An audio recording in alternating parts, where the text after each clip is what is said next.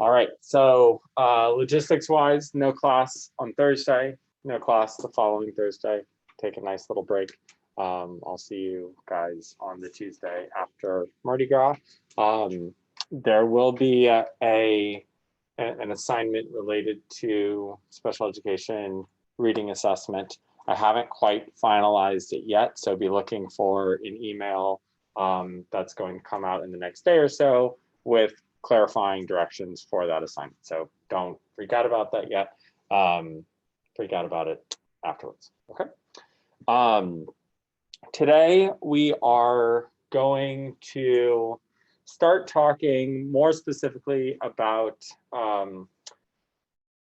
special education assessments as it relates to reading, but really kind of taking the next step in understanding special education assessment overall.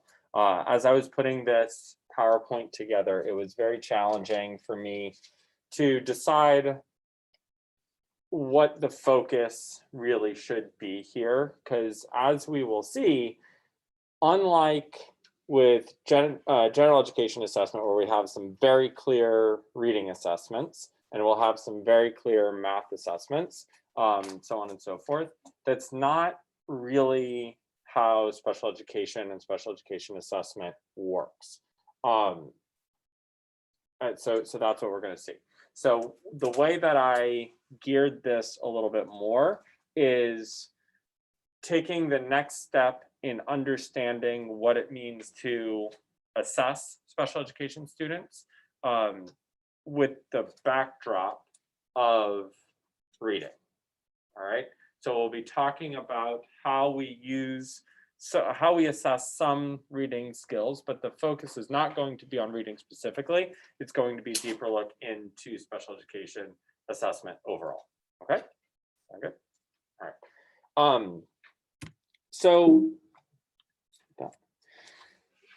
the first thing to understand or revisit with special education assessment is that while we have similar uses and goals for special education assessment, the overall way in which we use the data that we get from special education assessment and how we actually make decisions in special education is very, very different from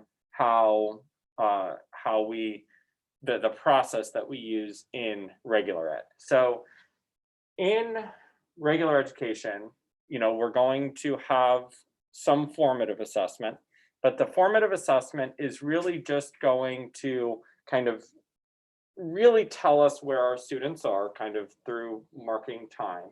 And then we get to our first summative assessments, and we use those data to really make kind of some bigger instructional decisions. We use unit to unit data more than we use that moment to moment data to kind of group our students. So if I have a student in regular education who, let's say, there's a math unit, they do kind of okay, I'm still going to move them on to the next math unit, right? And then we get to the next math unit and they do okay. Then we get to the third math unit and they do okay. I will now have a group of students that have done just okay on 2 or 3 of those units, and that will now become a group that I might differentiate from those that did really well on all 3 and those that did poorly on all 3, right? But it's really that's the unit level summative assessment that I'm using to make my larger scale grouping decisions. What that opens the door for is the ability for some of my students to get to the end of the year and have actually mastered, some of them 90% of the material, some of them 70% of the material, some of them 60%, some 85, whatever, and that's tied to a grade, right? 80B, 90A, so on and so forth. The effect that that creates is twofold. One, you have a little bit of a Swiss cheese effect, right? You have some students that who have very clearly not mastered all of the material, but they've been exposed to all of the material, right? They've made it through the entire curriculum. They've mastered 70% of it. We end up with, those students can then be broken into two groups. Those two groups are students who really know the things they know and can build on those concepts, but don't know the things they don't know and can't build on those concepts.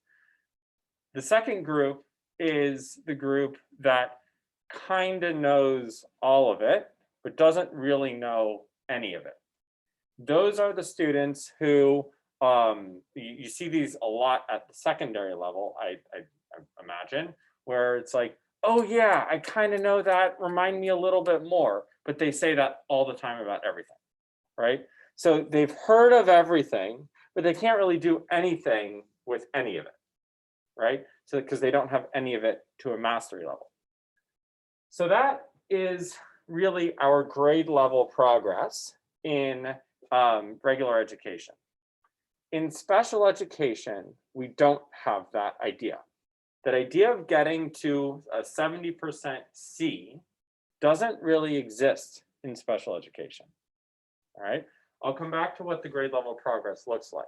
But what we have is this idea of mastery level assessment, mastery level criterion, meaning that everything that you teach in special education is going to be taught to a mastery level. Now, what mastery level looks like depends on the kid, depends on the teacher, depends on the school. But that mastery occurs at the instructional level, and really even further at the skill acquisition level. All right. So if you look at regular ed, skill acquisition is our instruction throughout the day. We kind of make decisions on that. As we've kind of seen, our comfort level with high quality, formative, in the moment decision making and data is not so strong in here, right? We have a hard time identifying what are the good questions I'm going to ask, how often am I going to ask them, what decisions am I going to make during my lesson. We have a much easier level at the instructional level, instructional progress level, which is that unit testing. And then we hate the grade level progress, which is the end of the year testing, right? So again, we still have all of those in special education, but they're going to look quite different. So let's start with grade level progress. And when I say grade level progress, I truly mean that. If I have a child who is 8 years old, 8 years old is 4th grade, 5th grade, 3rd grade, 3rd grade, 3rd and 4th grade, 3rd and 4th grade. I'm off by a year, so I have this vivid memory of being in my 4th grade class, telling them that I was turning 8 and getting stared at like, no, you're wrong, you're turning 9. But anyway, grade level progress. So if I have an 8 or 9-year-old who is in special education, if they are, unless they qualify for alternative assessment, they are expected to take the 4th grade test, regardless of their instructional level. Okay, that's state required. So I start with this one because it's going to, just from that statement, it should be clear that that's going to give us the lowest quality data. We're not going to make decisions about our students based on information that they've not mastered, that they've not been exposed to, that we know they're not going to know. So the question for you guys, for me, is what do we think about that? We started to talk about that in the past, but how do we feel about that idea? Is there a benefit? Is it just a bad practice? How do we feel about this idea that there are going to be students who either have not been exposed to or have not come close to mastering grade level content, but are going to have a grade level assessment. What do you guys think? Taylor's shaking her head. Garrett's shaking. Why? I mean, it's hardly fair to assess someone if they can't really put out the information. Like I can't ask somebody a question they don't know the answer to and expect them to answer it and then base their knowledge off of that. But I do see that there is a side that you kind of have to treat them kind of like equal. Wait, I had it in my head, but I just lost it. Where I don't remember. It was something along those lines where it had something to do of being treated somewhat equal. Okay. I don't remember. Okay. I'm sure it'll come back. Good. Good. What else?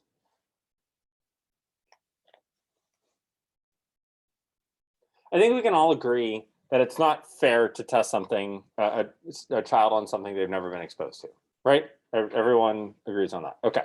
So my challenge to you is, what is the benefit, education system-wide, not necessarily individual level, but overall, what is the benefit of this type of rule? Why do we need something like that? Okay, so this idea of exposure, that's number one. What does exposure allow for?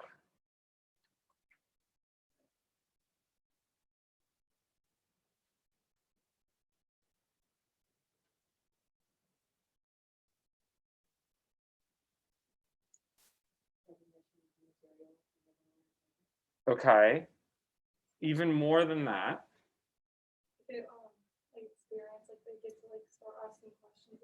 Okay, good, good. But that's not going to necessarily get them to an assessment, right? I like where you're going with that, though.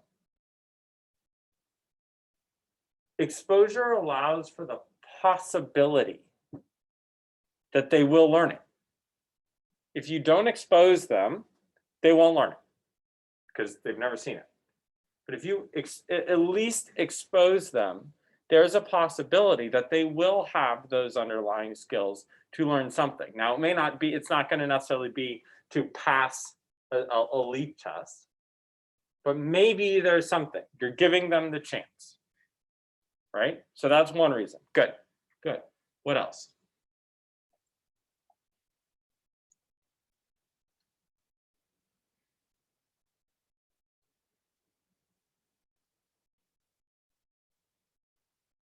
Special education is a very tricky area because inherently, for lots of reasons, right?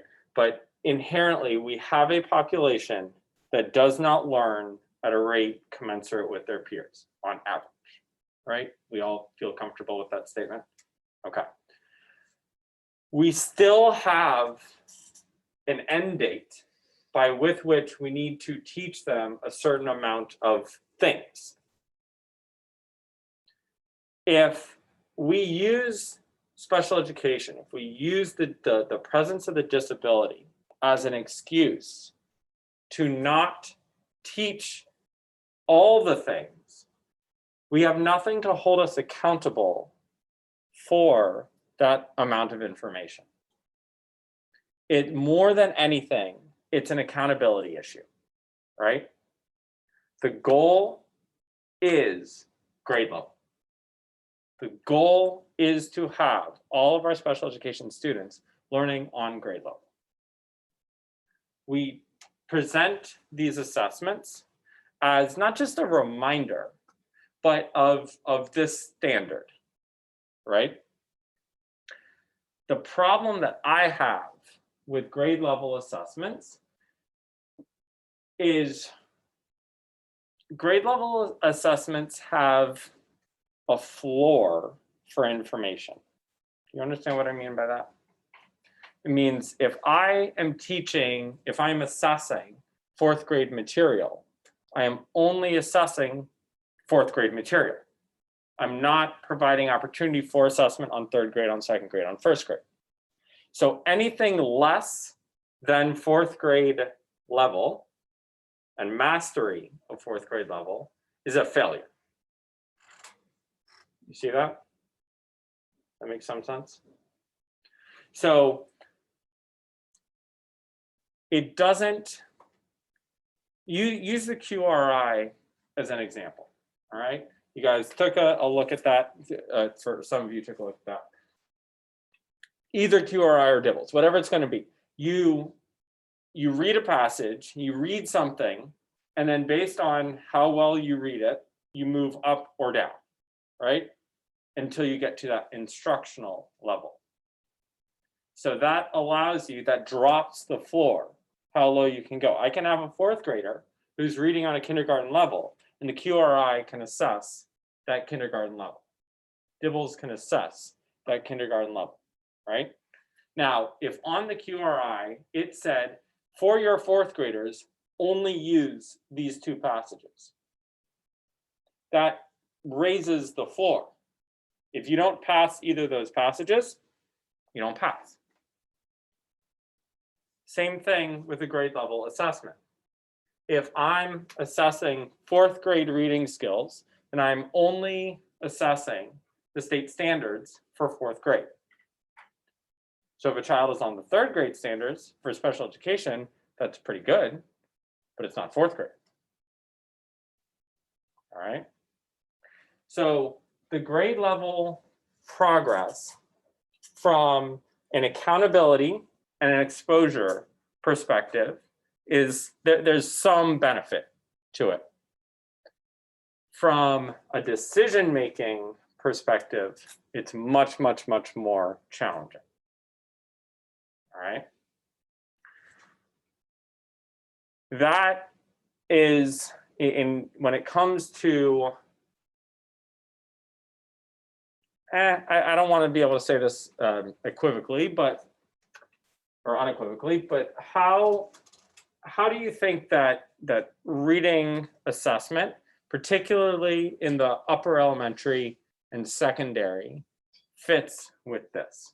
When you're talking about not the learning to read, but the reading to learn, you're talking about comprehension, you're talking about text features, and you're talking about higher level skills,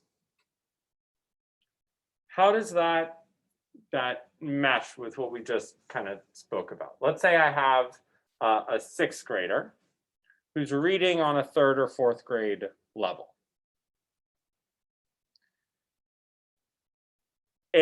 What is going to be the biggest difference between a sixth grade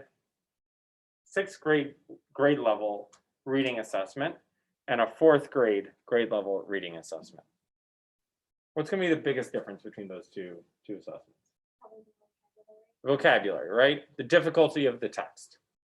So if I have a child that's reading at that lower level, is there a chance that they're going to maybe get through some of the sixth grade assessment?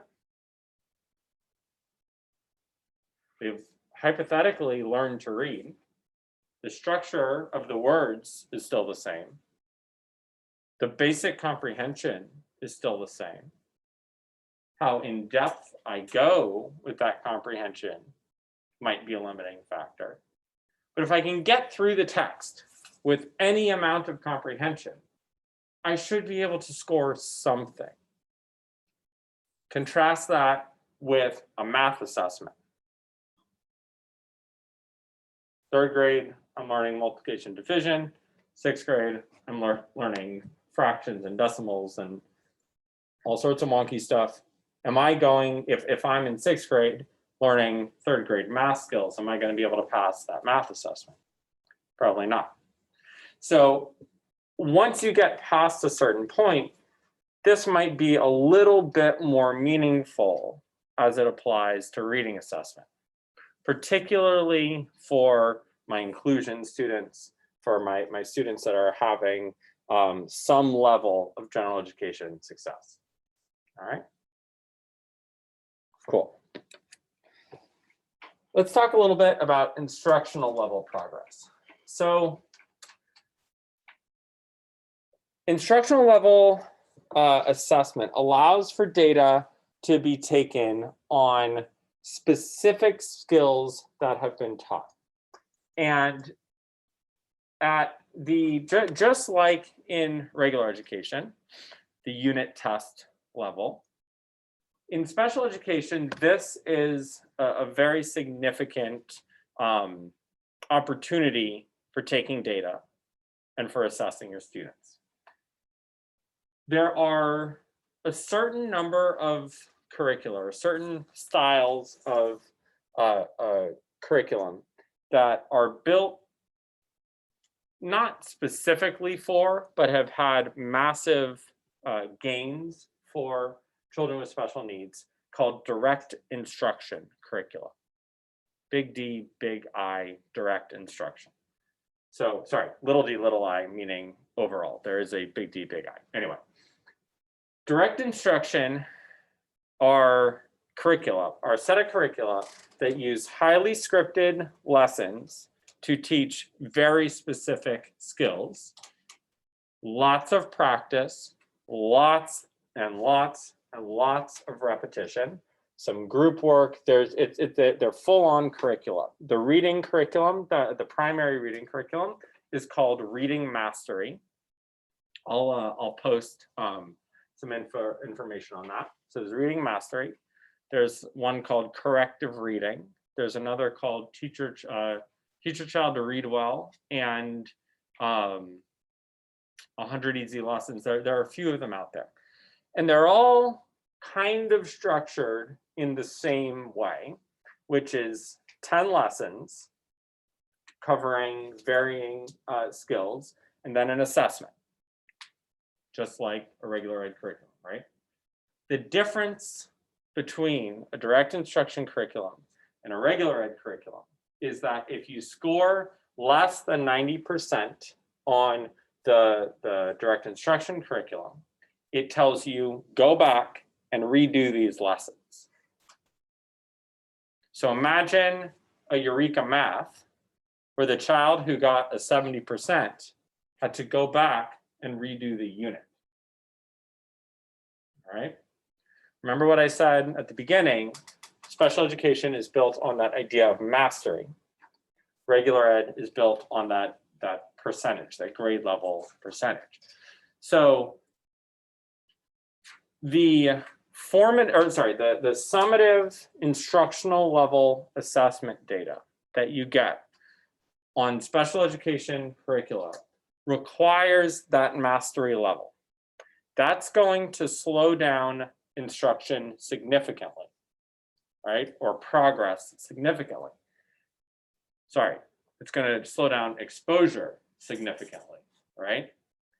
But what it will allow for is that pure knowledge that when we move to the next set of skills, we have the prerequisites to build on it. All right. What do you guys think of that overall? Not just good or bad, but how does that fit into, or how do you square that with a 180-day calendar, needing to get through an amount of information, teaching to mastery? Like how do you interpret all of those different components into like a good or bad answer? What do you guys think? You guys are like actively falling asleep. Yeah, Taylor. I mean, I would just see it as like dang near impossible, depending on how much they really do not understand the content, how far back do you really have to go? And then I can imagine that this can only be super frustrating for the kid. Like it's just agonizing, just go through it all over again and just start over, you know? So it's not, I see what you're saying. It's not that, it's built better than that, Okay. than I explained it. So like, if you have, let's say you have 180 lessons that are grouped into 10. If you don't pass assessment 9, which would be after lesson 100 or 90, whatever it is, you only go back the 10 lessons. And even then, depending on what score you got, it might be only do specific activities again. Okay. All right. And let's say you're working on a set of skills and maybe there were 5 skills in those 10 lessons and you mastered 3 of them. It might have just taken, if you had just spent a little bit more time before you got to the assessment, you might have got all 5. So it might have been a teacher error, and it should still be targeting the things that you don't know. So it's still learning. It's not just repetition for the sake of repetition. All right, good. Do you think it's more important for exposure, or do you think it's more important for mastery? Does it matter if you answer that question for special education or regular education? I think it's good to be exposed to like a lot of general stuff, but for mastery, it's good to master like the basic skills. Okay. Like, if you're doing a math assessment or a math lesson, but it's good to master like basic addition, subtraction, multiplication. But then other things may not be necessary all the time. Okay. So it's good to be like exposed to them. Good. Yeah, absolutely. So does content matter? Right. I'll extend that a little bit further. And I apologize if I'm not offending, but if we have science teachers and social studies teachers in here, which is more important? Teaching reading to mastery, teaching social studies to mastery? Reading? Good. Right? Yeah. First of all, social studies totally requires reading. So you can't do one without the other. But that reading skill is going to be able to be used in lots of different areas. Social studies is going to be in a more narrow area. Now, obviously, there gets to a point where the whole point of learning to read is so you can do things like social studies. It's not just reading for the sake of reading, although that's out there as well, as we spoke about with literacy, right? So content does matter to some degree. Adding, subtracting, multiplying, dividing is a little bit more important and should be taught to a higher level of mastery than, say, money skills. Money skills should probably be taught to a little bit higher level of mastery than, say, measurement skills. Measurement skills, so on and so forth, right? So depending on the content, that might be a determining factor whether you, given a limited amount of time, whether you teach to mastery or focus on exposure, all right? That's a very reasonable approach in a special education classroom. Good. So we do have these curriculum-based assessments, the assessments that come with these specific curricula that are targeted for special education students that kind of checks all the boxes, all right? We also have these curriculum-based measurements, CBMs, that are the exact same thing as our regular ed assessments that we looked at, all right? QRI, DIBELS, AIMSWEB, all of these don't have those floors that the grade level assessment had, right? So they are all assessing a child on their instructional level. So given that, there's no reason not to be able to give those to special education students. If I have a 4th grader who's reading on a kindergarten level, the QRI will be able to assess that. If I have a 6th grader that's reading on a 4th grade level, the QRI will be able to assess that. If they're on grade level, same exact thing. So having these CBMs that are just saying, here is the spectrum of learning, and here's where you fall, that's appropriate. The challenge for those CBMs becomes twofold. One, they're kind of wrapped up together. It's all a language issue, right? So there's the language of the assessment, and there's the language of the assessment relative to the curriculum. So the language of the assessment, what I'm talking about there is really the directions. Are the directions going to be asked in a way that the student will be able to follow them? And then second, are the language of not the directions, but the questions going to align with how the specific curriculum has taught those concepts and those questions? We have a parish that we're working in and have been working in for a number of years. We used a lot of these direct instruction curricula, and our kids made really, really good progress. And then they go into the regular ed classroom through our inclusion transition model, and they totally fail because the curriculum uses completely different language. We used a curriculum called Connecting Math Concepts for math. They learned how to add, they learned how to subtract, they learned money skills, they learned time, they learned all these things. They go and move into Eureka, and they totally fall apart. Anyone worked with Eureka math a little bit? You like the language that they use in there?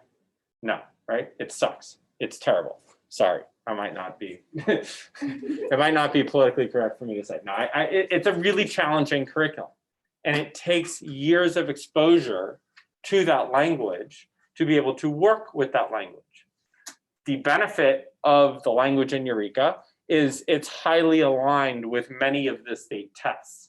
They ask questions the way that state testing asks questions. That's not teaching to the test, that's teaching how to take the test. That's a good thing, but it's very, very challenging.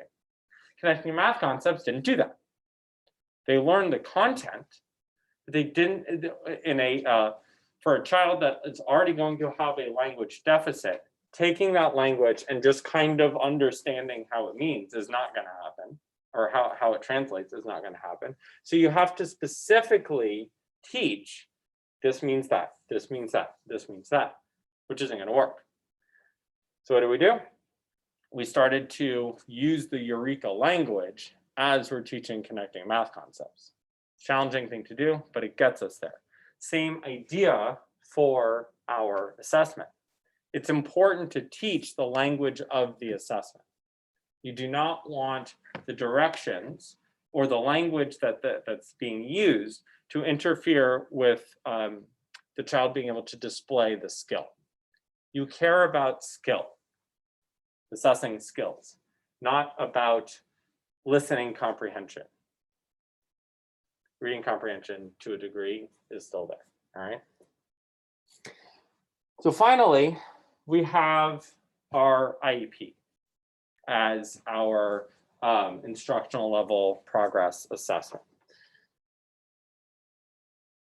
The IEP is the legal curriculum of the special education student. Those goals that are written into the IEP are the goals that you have to teach to your student. If they're the goals that you have to teach, those are the goals that you have to assess.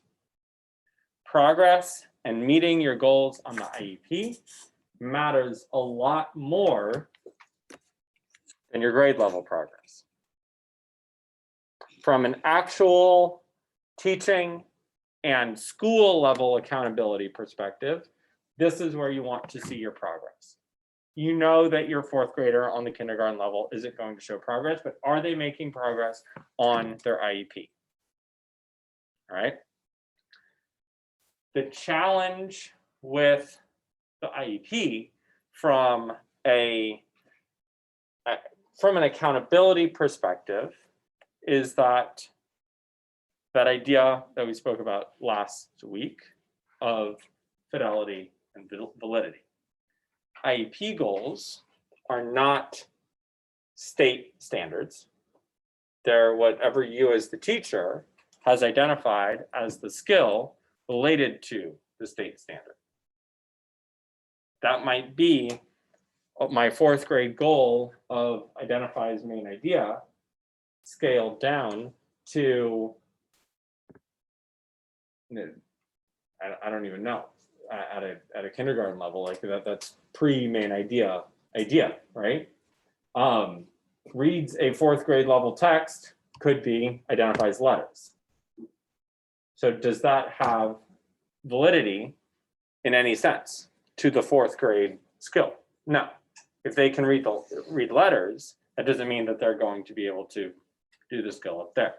So having really meaningful IEP goals that are going to really keep you accountable is a challenge. All right, that's why you end up with both that grade level assessment and as well as the IEP. But the IEP is what's actually going to be driving your decision making and what you end up doing. All right. Any questions kind of in here? We're going to use this idea of the IEP to talk about the skill acquisition level. All right, cool. Okay, so the 3rd level of assessment in special education is really that formative assessment. All right, and this is the direct measurement of the acquisition of specific skills. Those skills, most of the time, are tied to your IEP goals. All right, most of what you will be working on in a special education classroom or for a special education student, and therefore end up assessing, are going to be your IEP goals. The data that you take are going to be on progress towards those IEP goals. So formative assessment then, skill acquisition in special education versus skill acquisition in regular education. Regular ed, formative assessment. We ask some questions. We do some projects. We have exit tickets. We have kind of these nebulous things in terms of measurement and the formative assessment that we actually use. The teaching in general education occurs, for the most part, while the teacher's at the board, the students are at their desks with some guided practice, but it's while the teacher is talking. By the time you get to measure something, the child has already learned the skill for the most part, right? What do I mean by that? I mean, you as a teacher could stand up here, teach a brand new skill that a child clearly did not know. And the first time the child responds independently, they will be able to do it. Does that make sense? You understand what I'm saying? I can model how to add, and a child who could not add will then, the first time they practice addition on their own, be able to demonstrate addition. They will not need significant repeated practice. Now they're going to get that over time, but a good number of your kids are going to pick up that skill very, very quickly. So in that sense, when you do formative assessment or skill acquisition assessment at the regular ed level, you're measuring, have they already mastered it? Not, where are they in learning it? In special education, for most of our, especially our self-contained special education students, it's not going to take 3 opportunities or 5 opportunities or 10 or 20 or 40 opportunities to learn a new skill. It could take 100, 200, 400 opportunities to learn specific small skills. When we talk about differences in rate of learning between special education and general education, this is what we're talking about. We're not talking about degrees of 2 or 3 or 4. We're talking about really significant delays, relatively speaking. We, in the ABA special education world, we have a measure called trials to criterion. All right, it basically means how many instructional opportunities do you need to master a set of skills, a small set of skills. An average number of trials to criterion that we consider to be pretty good is 200 trials for 5 individual skills. What is an individual skill? Individual skill might be 5 sight words.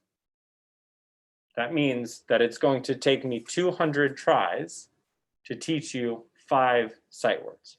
And that's considered pretty good. Can you imagine teaching or exposing a child, a regular kindergarten first grader, to 5 words 200 times?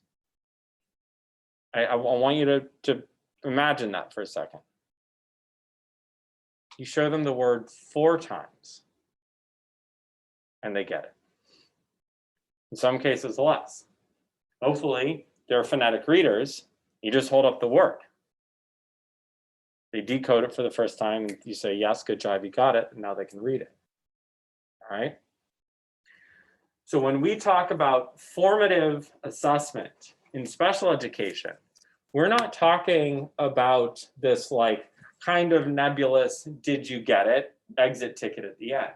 We're talking about very hyper-focused moment-to-moment data. And we have processes to actually work with these data in really, really meaningful ways.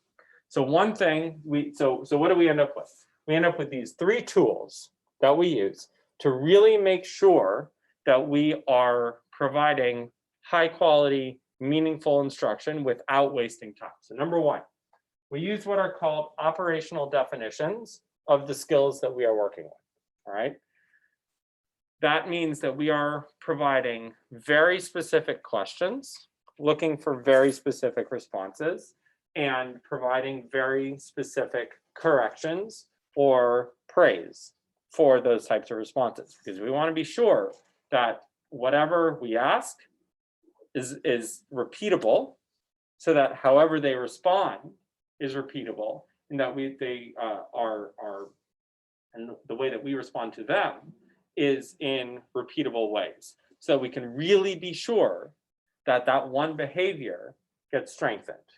If I hold up car, we want them to say car, not are, not ka, not something else, right? And our special education students, it seems, has anyone worked with like children with autism, Down syndrome, a little bit?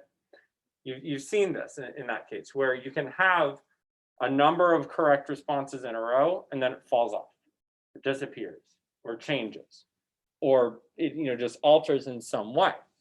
So we want to really make sure that we are very specific about how we present it, what we're asking for, what we're looking for, and how we respond.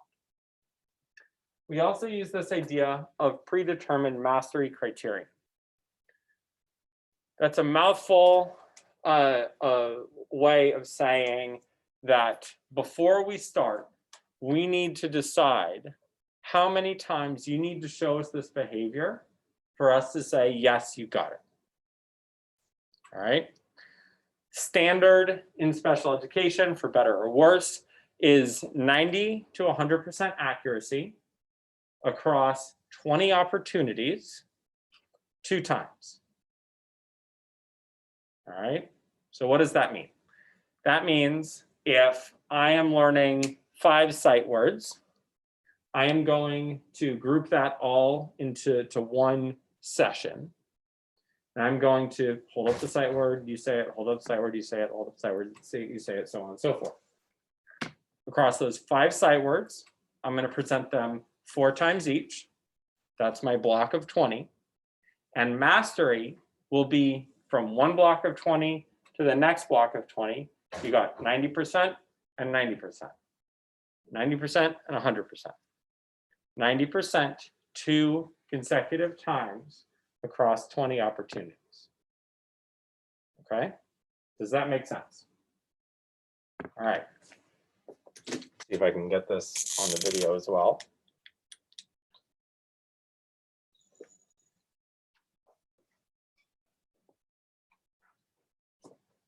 We graph these data points.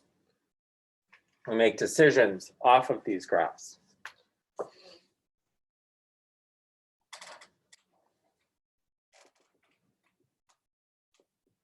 There's my 90%. So there's my criterion. All right, that's great.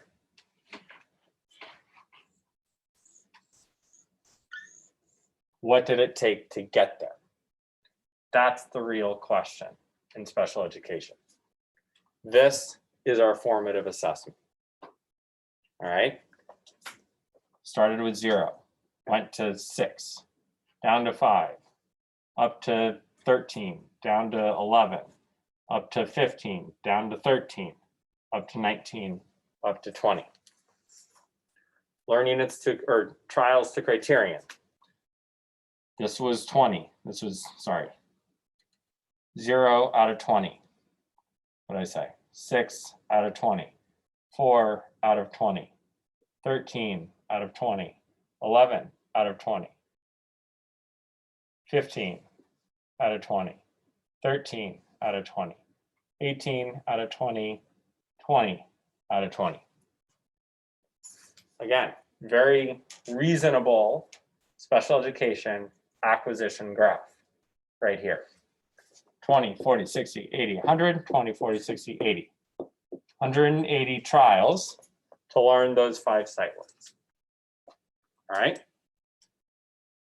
That makes sense? Okay. If I saw this graph across all my programs and all my special education classes and students, I would be ecstatic. That would mean that I could measure that my child did not know the thing. They were able to learn the thing in a reasonable amount of time. My job would be super easy. All right. But I'm going to jump ahead a couple of slides.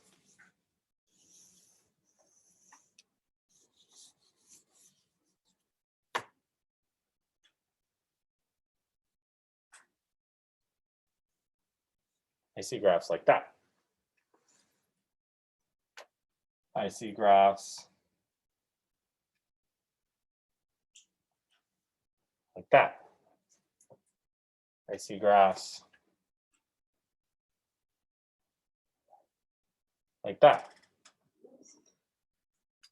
In regular education, you guys, I know you guys have a tough time seeing over there. In regular education, we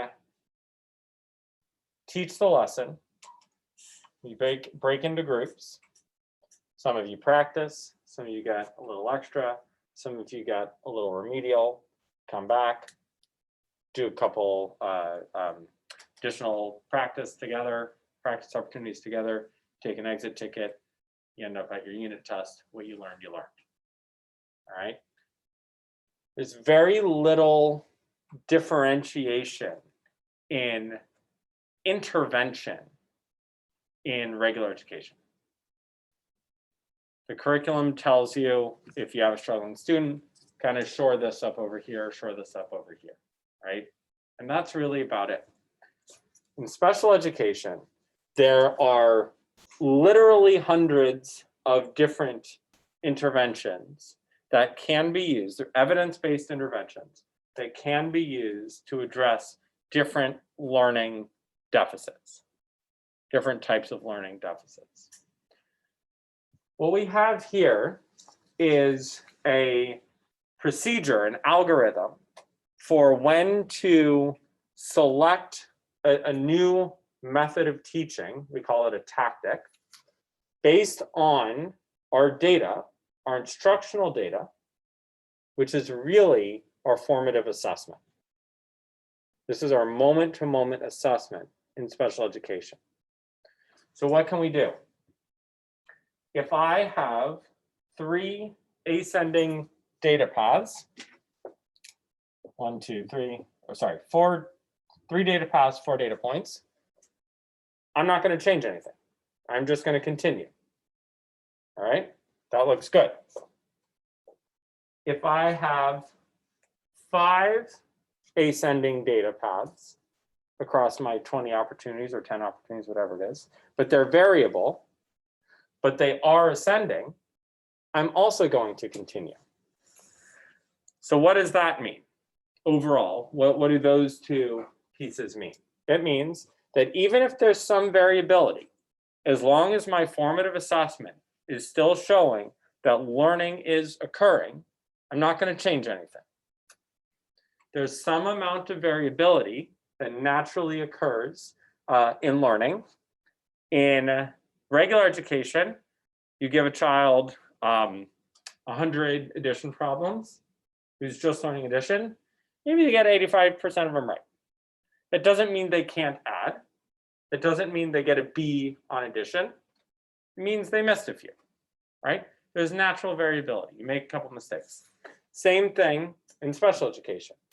It's just drawn out over a longer period of time. All right? What matters more is when we have these descending data paths, or we have no trend. That, to me, or to special education teachers, is scary because it means that what we are currently doing is not working over a length of time. And we have the assessment data to back that up. So in those situations, we have to change the way we are teaching. Like I said at the very, very beginning, this is important to know because this applies across all subjects. Right? We use this idea for math. We use this idea for reading, for spelling, for writing, for whatever it is that we are teaching. This is the idea that drives our assessment, right? Or these assessment data drive our instruction out. Okay? This is up on Moodle or in the PowerPoint. I'll put the actual document up on Moodle for you guys. But if you are in a situation where you are teaching special education students, understand it takes more time, but you can't just blindly go with your instructional data. You have to use those data as formative assessment that you can make decisions off. All right. As a regular education teacher, as an inclusion teacher, it's possible to take this concept and apply that to your students that learn in 2 or 3 or 4 opportunities. It's challenging, but it's possible. All right. What I'm getting at here, and if you think back to our early conversations on what is assessment, everything, every question you ask has the opportunity to be a formative assessment in some way, shape, or form. All right, and this shows that. Okay. Going back a couple of slides, let's take a look at, I know this is a little hard to read, assessment of specific skills for special education, all right? When you take a regular ed assessment, you're going to have a couple of questions on this content, a couple of questions on this content, a couple of questions on this content, and something else that will put it all together, right? That's a pretty standard regular ed assessment format. Taking that idea of the IEP and looking at specific skills, this is the level of breakdown that we see on special education assessments. Special ed assessments are very, very skill-based. Have you learned this specific skill broken down in this specific way? So when I say vocally discriminates between 2 words, I want to know, given this question, given 2 spoken words, interverbally responds whether they're the same or different, 10 out of 10 times. Any 2 words, dog and cat, same or different? Same, minus. Right? Do that 10 different times. If I get a minus on that, that's where I go into this level of assessment or of instruction and formative assessment. So when we start with our special education assessment, we start with these very specific skills. We do global assessments of those skills, and we use the specific deficits to identify what goes into our IEP and what goes into our curriculum. And then we teach them specifically. And then we go back, and then we go back, and we go back, and we go back. All right. So it's not the case where we have a beginning of the year assessment and we teach for the full year. And we have an end of the year assessment and you learned what you learned. Right? We give the beginning of the year, beginning of school assessment. We identify what the specific skill deficits are. We go to the lowest levels. We teach those in through the IEP. Then we go back once they've, could be annually, could be biannually. Measure it all again, see where we stand, and keep going. Now, if let's say I have this skill, vocally discriminates between two words. I teach it, I get to mastery, then I go back, not at an assessment point, but just because I've mastered the skill, and I will test 10 random words again. And now I can do it. Cat and dogs, same or different, different, plus. And now I have another assessment data point. All right. So in special education, those assessment data points are not time driven. It's skill acquisition driven. You guys see that? So the whole assessment calendar is lost in special education. It's really all built on what the child is actually displaying in the moment, whether it's at the skill acquisition level, the instructional level, or to some degree the IEP level. All right, cool. This can be done as well on the inclusion side, the grade level side. So this is kind of like the pre-K kindergarten level, right? Kindergarten, first grade, second grade. It's possible to operationally define, specifically define these skills, to put predetermined criterion levels in and measure in a moment-to-moment way. So this says, given the vocal antecedent, or asking the question, what is a main character? The student will omit the correct interverbal 5 out of 5 times after listening, or sorry, 5 out of 5 times. After listening to a fiction story, students will identify the main character of the story 5 out of 5 times across at least 2 different stories. So, sorry. Here, they will define 5 out of 5, and here they will identify 5 out of 5. If they can do that, then I know they have the concept of main character.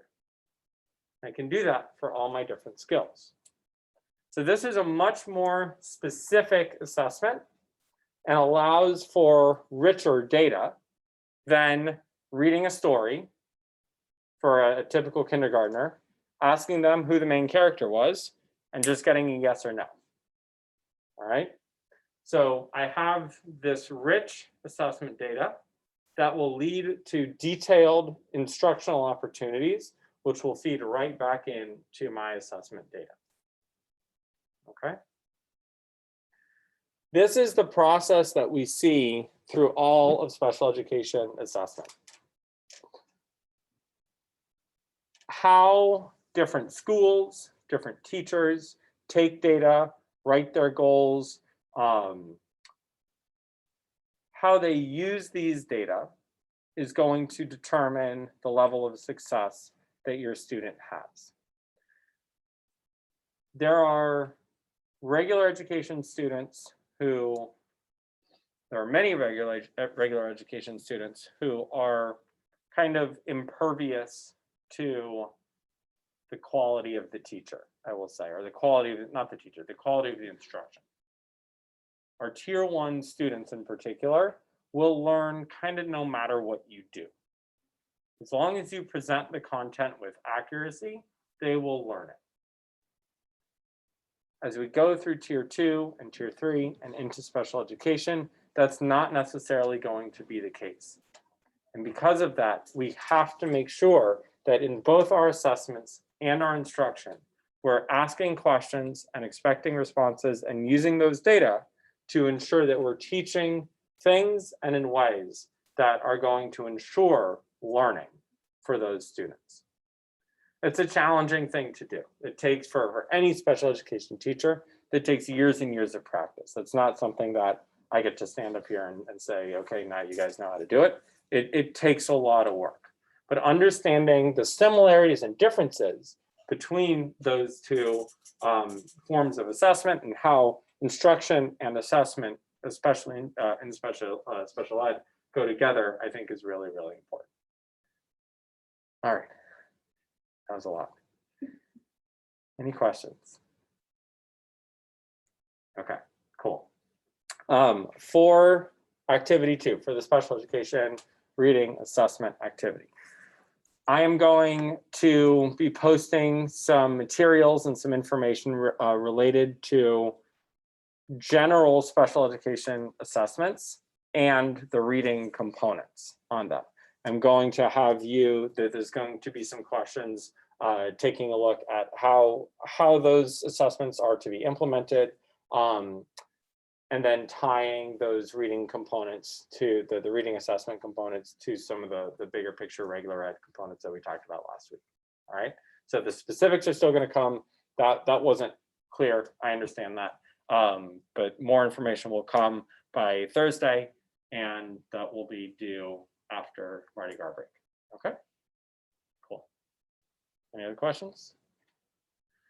All right, have a good couple of weeks, and I'll see you in 2 weeks on Tuesday. All right.